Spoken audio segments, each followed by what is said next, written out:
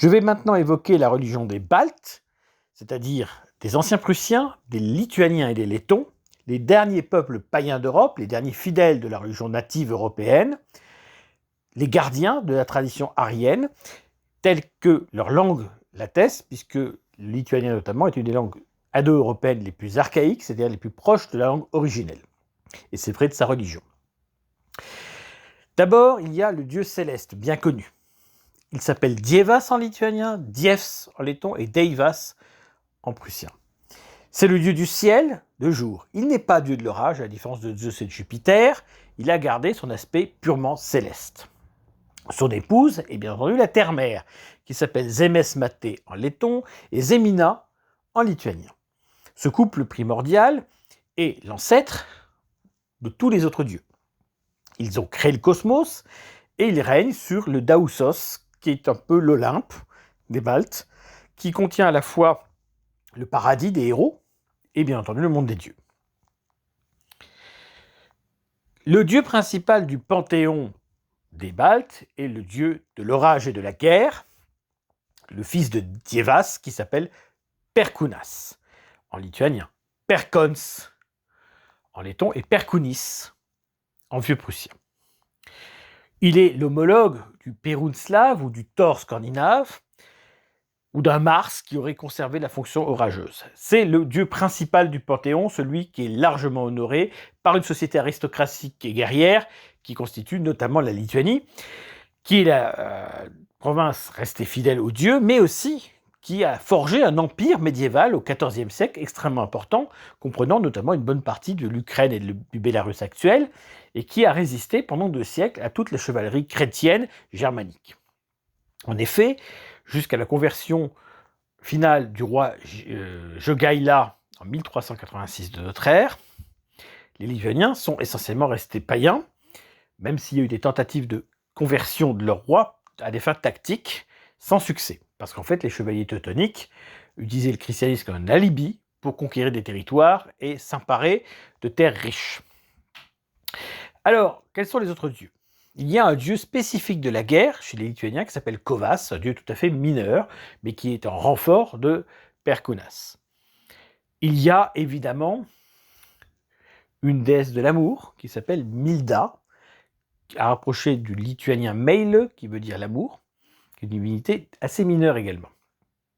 Et on retrouve un panthéon assez classique. Le dieu du feu, qui est Uguns en letton et Ugnis en lituanien, qui est accompagné d'une déesse du foyer, Gabia, qui correspond un peu à Hestia ou Vesta chez les Grecs et les Latins. Il y a un dieu du vent, qui est appelé notamment Vejas en lituanien, mais qui est une forme féminine chez les Lettons, sous la forme de Veja Maté, la mère des vents. Car chez les Lituaniens et les Lettons, il y a une différence, c'est que les Lettons ont au nord des déesses mères nombreuses, les Maté, qui correspondent à différents éléments du cosmos. Ce n'est pas le cas des Lituaniens.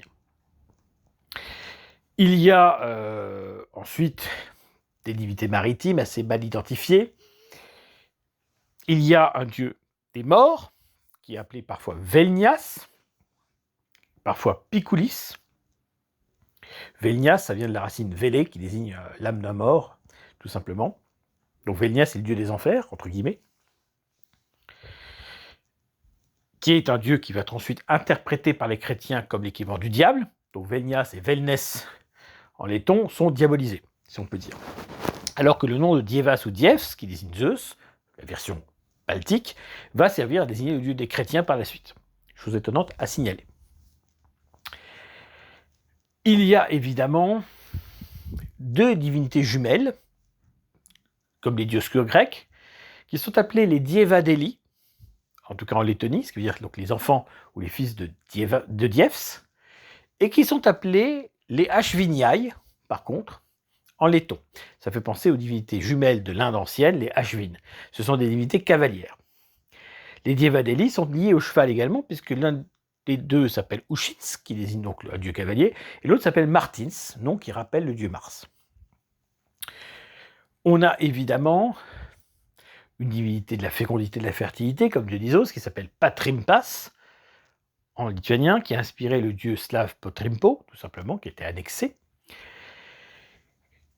Il y a évidemment d'autres déesses secondaires, je vais en citer quelques-unes. Une déesse des bêtes sauvages et de la chasse, qui vous rappellera donc Diane. Elle s'appelle Zvoruna en lituanien, ce qui veut dire la déesse des bêtes sauvages. Il y a la déesse des forêts, qui s'appelle Medeina, ou Médéine, c'est la même chose, mais pour les forêts, donc ce sont des divinités protectrices. Chez les Romains, il y avait un dieu des forêts, tout simplement.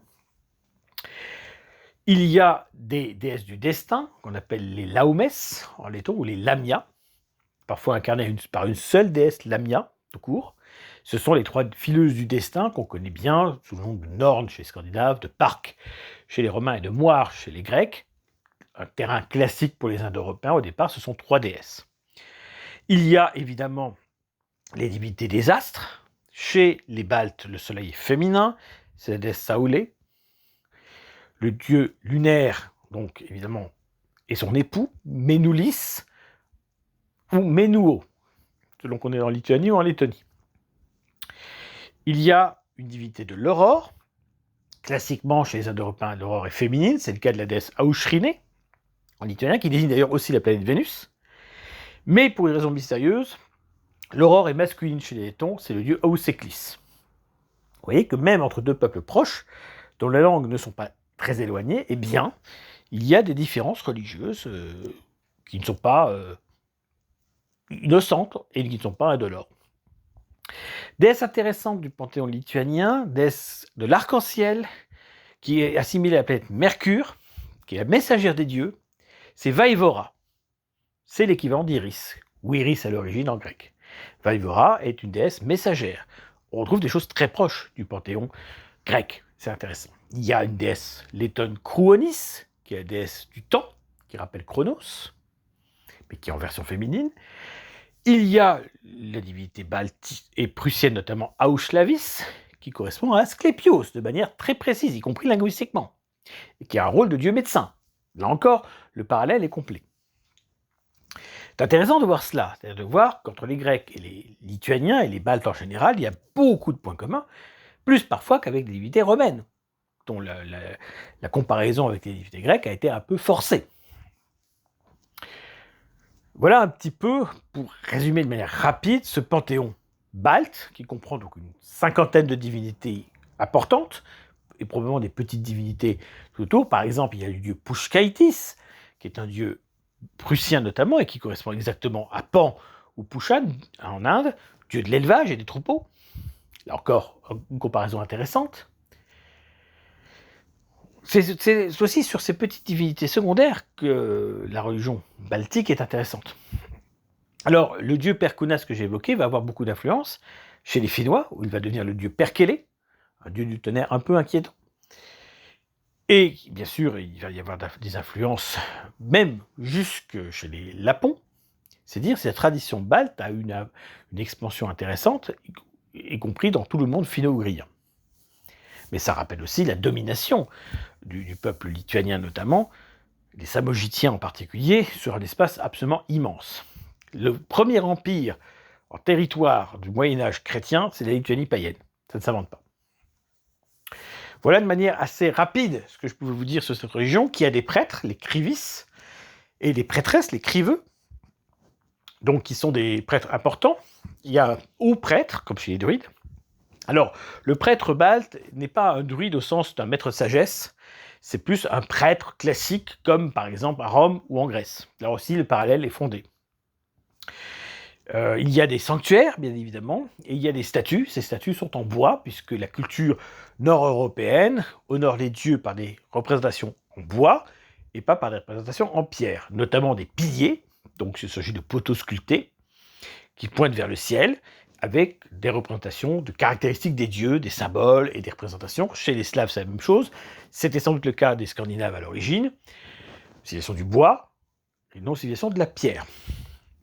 Si on découvre plus ou moins des sortes de runes baltes, les peuples baltiques, effectivement, n'utilisaient pas l'écriture, ou avaient besoin donc d'étrangers chrétiens pour le faire.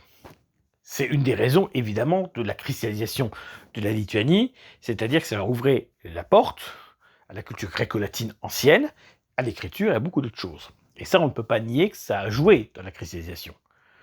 même si la civilisation lituanienne était très puissante et que ses chevaliers étaient extrêmement efficaces, évidemment. Voilà ce qu'on pouvait dire sur les Baltes, qui ont été victimes bien sûr de la répression chrétienne, notamment des fameux chevaliers teutoniques. Ce sont les Lettons, tout comme d'ailleurs les Estoniens finno-ougriens qui vont subir les conséquences. La Lituanie restera invaincue. Elle deviendra chrétienne de son propre fait, par la décision de ses élites, et il y aura encore des païens en Lituanie au XVIIIe siècle. Ce seront les derniers d'Europe. Et la Lituanie aujourd'hui a reconnu officiellement la religion native baltique qu'on appelle Romuva. Donc ça veut dire que la foi native lituanienne est de retour, qu'on peut marier des gens en fonction de cette foi, baptiser dans le rite païen les enfants ou donner les derniers sacrements pour les anciens. C'est important, c'est la base. Donc il y a des sanctuaires, il y a des prêtres et il y a des pratiques effectives, réelles, qui ont lieu. Voilà en tout cas ce que je peux vous dire de la religion des Baltes anciens, et donc des Baltes modernes aussi. Je n'ai pas pu être totalement exhaustif, la liste des divinités est importante, mais j'essaie de vous indiquer les plus récurrentes, les plus importantes d'une manière générale, celles qui ont un rôle cosmique particulièrement significatif. J'aurais pu aller beaucoup plus loin encore.